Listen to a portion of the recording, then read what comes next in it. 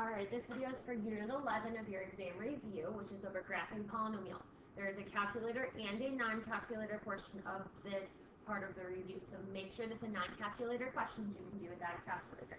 Number 1 says if 4 plus 7i is a root of the polynomial, what also must be a root?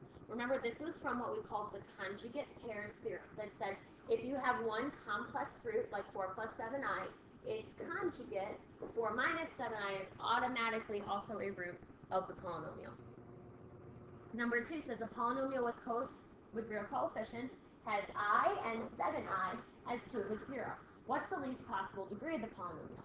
Well, again, from conjugate pairs theorem, if I have I also get negative I. So I'll have I and negative I as roots. Same with 7i and negative 7i. So if those are the only roots, I will have a degree of 4. The roots has to match the number of the degree. We could have more roots, but that's the smallest degree that the polynomial could have.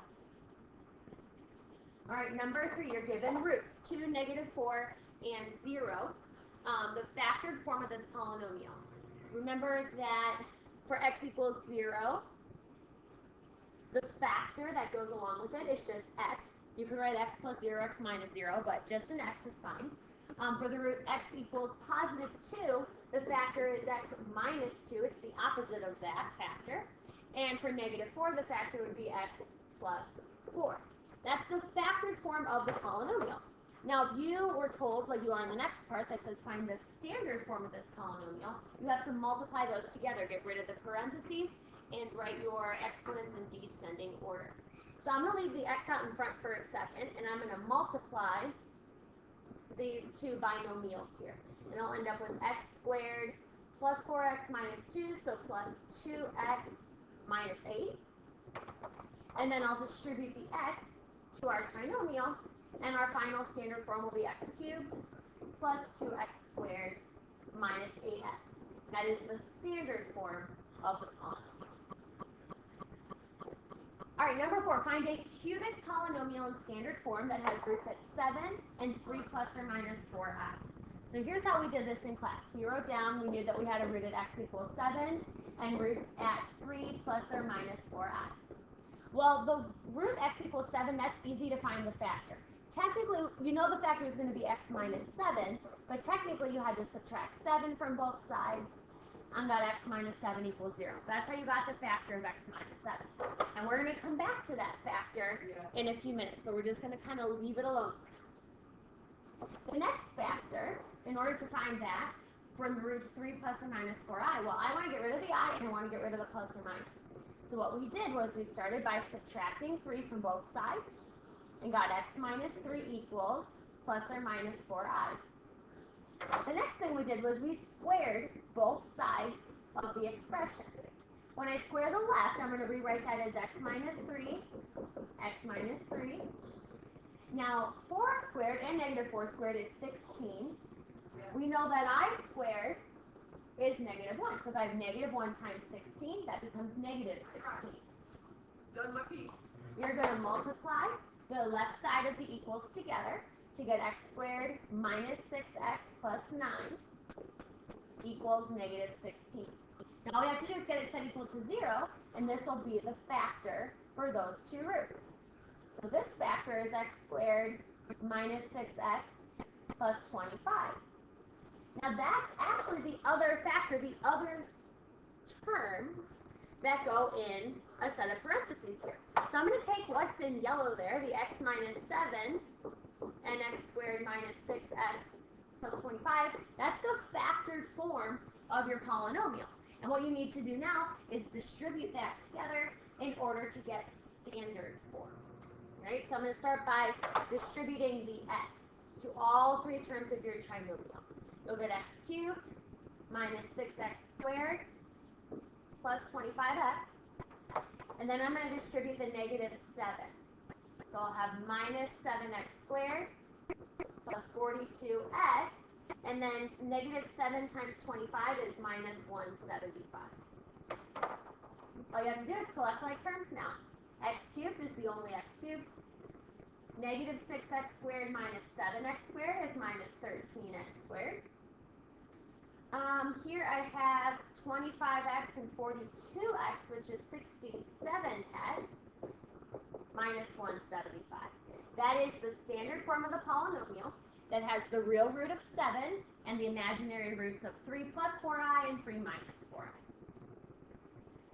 All right, one more without a calculator, and then we'll bring in our calculator again. We have a polynomial here. We need to write the factored form. I'm going to first start with C, actually, here. The leading coefficient, is it positive or negative? Well, if I look at my graph, I can see that I start high and end low, which means that my graph has a negative trend, so this has a negative leading coefficient. I know the degree is going to be an odd number because the arrows are pointing in opposite directions. Remember, if the arrows go in the same direction, it's an even degree polynomial. All right, the degree, I'm going to base it on the turning points. So I have 1, 2, 3, 4. Oh, actually, I'll go back. Let me go back to the factored form. I know I have 4 turns, so I need to have at least a degree 5. But let's talk about factored form, and then we'll find the real degree. Factored form here, I have a negative leading coefficient, so I need a negative in front. If I have a root at negative 5, its factor is x plus 5. It's the opposite sign. And because it bounces off the axis, that root has a multiplicity of 2. The next root here is at negative 1. It cuts right through the axis, so my factor is x plus 1, multiplicity of 1. You don't have to write the 1 here, but I will for right now. The next root is at positive 4, so the factor is x minus 4, and it flattens out and looks cubic at the axis. So the multiplicity is 3. And then at positive 7, the factor is x minus 7. That cuts right through with a multiplicity of 1. So that's factored form. Remember, the degree is based off the turning points like we were starting, but from factored form, if you add the multiplicities of all the factors, that will give you the degree. So 2 plus 1 plus 3 plus 1 is 7. That is an odd number, which is what we were expecting. The end behavior of this graph, as x goes to negative infinity, that means as x goes to the left here, what's the arrow do? Well, the arrow for the y is going up to positive infinity.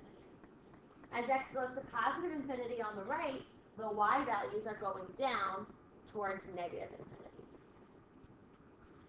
All right, so the last part here, you're allowed to use your calculator for. This whole what is one question here with your calculator. It says first, you're given a polynomial. What is the degree? We're in standard form again, so you add the multiplicities. 2 plus 1 plus 1 is a degree of 4. A polynomial of degree 4 is called a quartic polynomial. And if I have degree 4, remember the maximum number of times you can turn is 1 less than the degree, so it's 3. I'll look at the picture here with you in a second, but let's talk about what we think the end behavior will be. Degree 4 means the arrows go in the same direction, so either both up or both down. The leading coefficient is 2, which is positive, which means our graph is going to open up, so both arrows are going to go up towards infinity. And we can see that when we look at our picture here in a second. The roots and the multiplicities. All right, when I have a factor 2x squared out in front, technically you're using the zero product law there. If I set 2x squared equal to 0, divided by 2, I'd get x squared equals 0, and the square root of that is 0. That's the root. So whenever you have an x or an x squared, the root, the x-intercept is 0. Its exponent is 2, which means that it's going to touch the x-axis looking quadratic. That's where it bounces off, just like in the last problem where we bounced off right here at negative 5. The next root, for the factor of x plus 2, the root's at negative 2. Its multiplicity is 1. Odd multiplicity crosses through the axis. Multiplicity of 1 is going to look linear. The final root's at positive 3. It also has a multiplicity of 1, so it's going to cross the axis looking linear. Now we can verify all this by making a sketch of our graph. So let's pull out our calculators. And on the calculator, we're going to type in the equation. 2x squared times x plus 2 times x minus 3. Now I'm going to hit graph, and you're going to see that you can't see quite to the bottom of the graph. So let's change our scale in the y direction so I can see the whole graph. All right, so my window. I'm going to change the y minimum. Let's try negative 20 and see how that goes. And then the y maximum, I'm just going to make it 10 again. I'm going to go by 5s. All right, I still can't see the bottom, but I'm closer. So let's go ahead back to our window. We'll make the y minimum, maybe let's try negative 40. See if that works. Yes, I can see the whole graph now. So that's the sketch. So go ahead and draw that picture on your paper. And it says, sketch a graph labeling the maximum and minimum. Well, you don't have to label the roots, but I'm going to label the roots for us here just so we know. We have a root at negative 2. This root's at 0. That's going to be 0, 0 right there, right? If my root's there, the y value is going to be at 0, which we'll trace in a second. And then our other x-intercepts at x equals 3. So we need to trace the other maximum and minimum. Okay, so we have 3 of them we need to trace on our calculator. So we pull back up the calculator, we'll second trace. Let's do that maximum first, number 4.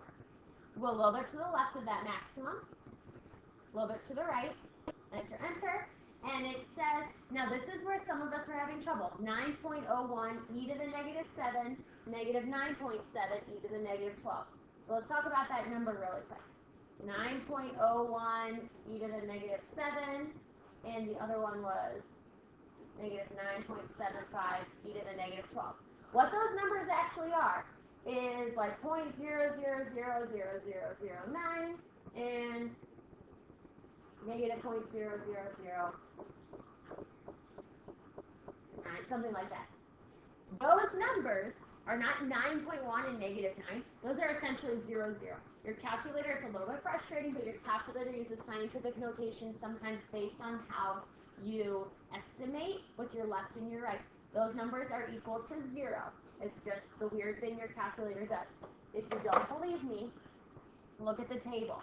If I look at 0, you should see that it has the ordered pair of 0 next to it. Same with negative 2 and 3 because those are all the x-intercepts. All right, let's trace the other relative minimum now. Okay, so we'll choose minimum, number 3. We'll go over here, a little bit to the left of that minimum, go to the right, and it says that root's at negative 1.397, so like negative 1.4, negative 10.35. Negative 1.4. Okay, there's that root, and then we'll trace the final one.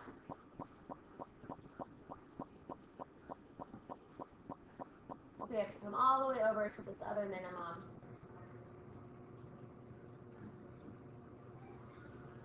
And 2.15, negative 32.61.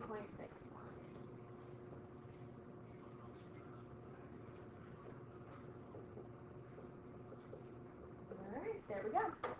Finally, they want the domain and range. Well, every polynomial are arrows going left and right forever, so my domain is going to be all real numbers, or negative infinity to infinity. The range is the lowest y value down here at the bottom. Well, that y value is negative 32.61.